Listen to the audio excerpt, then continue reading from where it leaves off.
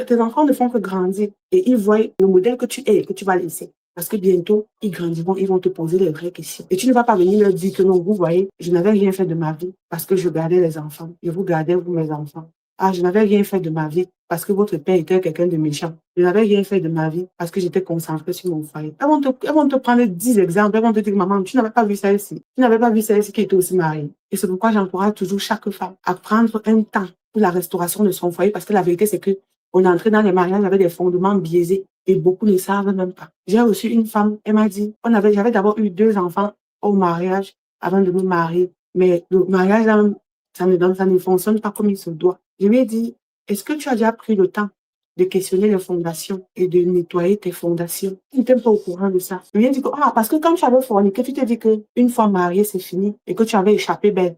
Nous sommes arrivés dans des mariages avec des fondements qui n'avaient ni technique que. Qu'est-ce que tu fais? Tu t'assois et tu règles ces problèmes-là une bonne fois pour toutes. Parce que ce n'est qu'après avoir réglé cela que tu pourras prendre ton envol dans la destinée. On ne peut pas bâtir dans le désordre. On ne peut pas bâtir sur des fondements anciens. On ne peut pas bâtir sur quelque chose qui est en train de dandiner. C'est pas parce que tu as tout fait jusqu'à maintenant, tu t'es marié. Non. Le mariage avait commencé comment? Tu dois t'asseoir pour corriger les fondations. Tu dois t'asseoir pour travailler à la restauration de ton foyer pour passer à autre chose.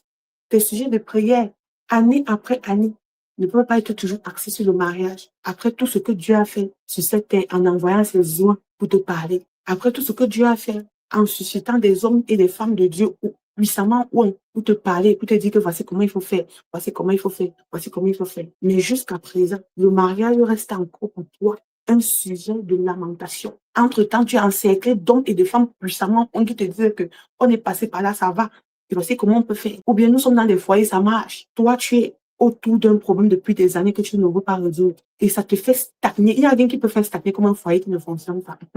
J'ai dit que un mariage qui ne fonctionne pas est pire qu'un envoûtement, est pire qu'un mensonge. C'est-à-dire qu'un sort qu'on t'a lancé. Parce que tu es là, tu ne peux pas avancer, tu ne peux pas reculer, tu ne peux aller ni à gauche ni à droite. On ne peut pas bâtir là où il y a le désordre. On ne bâtit pas là où il y a les pleurs. On ne bâtit pas là où il y a la confusion. Mais depuis des années, je vous interpelle pour vous faire comprendre que cette destinée que tu veux tant accomplir, si elle t'intéresse, bien sûr, ne peut pas s'accomplir si tu n'as pas travaillé sur ton mariage. Et tu vas dire ce que tu vas dire. Sache que la plupart d'entre nous, nous sommes en train avec de mauvaises fondations. Et parfois même, tu dis que c'est mon mari, d'autres personnes vont dire que c'est ma femme, alors que le mariage est en train de questionner les fondations. Les fondations sont biaisées.